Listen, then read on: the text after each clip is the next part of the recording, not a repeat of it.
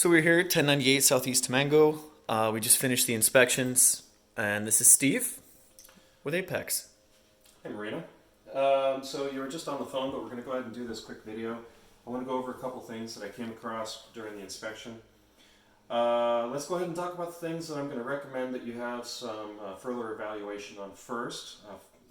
The air conditioner did not come on for me today. That doesn't necessarily mean it won't.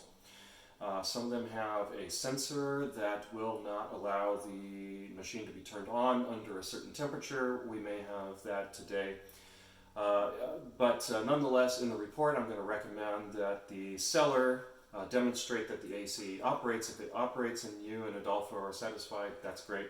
Otherwise, it makes sense maybe to have someone come out and take a look at that for you. I'm also going to recommend that someone take a look at the roof. It's just been a little bit neglected. There's some moss growing on it, so I'm going to recommend cleaning it.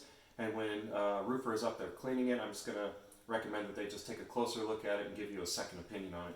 It looks like there's probably a good 5, 6, 7, maybe more years left on it, especially if it's been maintained properly.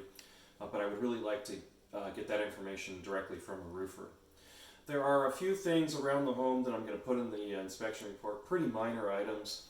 Some exterior caulking, which basically just means filling the gaps at some of the siding, and I'll put in a couple pictures in the report for that. There was 1 or 2 pieces of trim that has rotted. It's pretty minor at this point. It's on the back corner of the garage. I put in a picture there. If that's not something you want to repair right away, that's probably fine. I doubt it's going to cause any more issues for you anytime soon. Wait, you said the trim was what? Rabid? Rotted. Rotted. Oh, okay, sorry. Rotted trim. So, and I've got a picture in the report, and it should be pretty clear.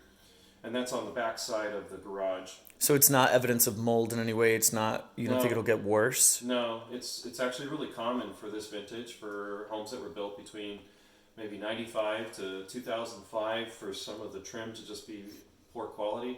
And so I found just a small portion back there that was rotted. I think I'll just recommend replacing the rotted portion of the trim. Cool. And that should be it.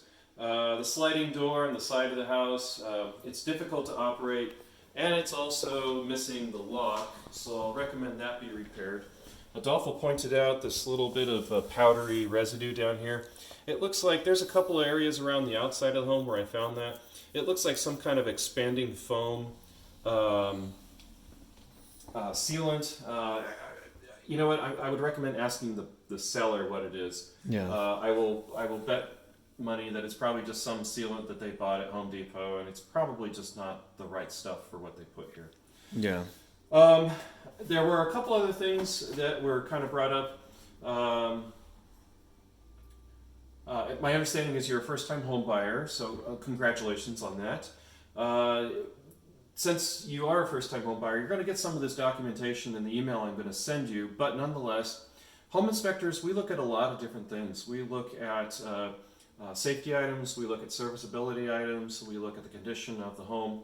Basically, we want you to be able to move into it and use it without any surprises, at least for the first couple of years, so that you basically will have an idea of what you're purchasing. My job is to make sure you understand what you're purchasing.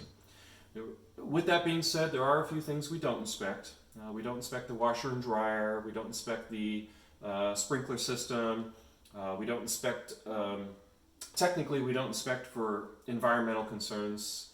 The home inspectors ourselves, although we are doing a radon test, the home inspection itself doesn't include the radon test. That's separate.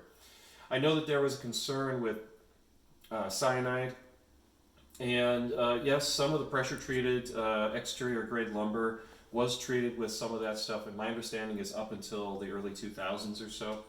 The only area that you're going to have that in this home is on the sill plate, if it even has that. There were other manufacturers that used other recipes for treating their wood, so we don't know what's there, but there's only one area you're going to have that in this home, and that is the foundation, the top of the foundation. That very first piece of wood is a pressure-treated lumber.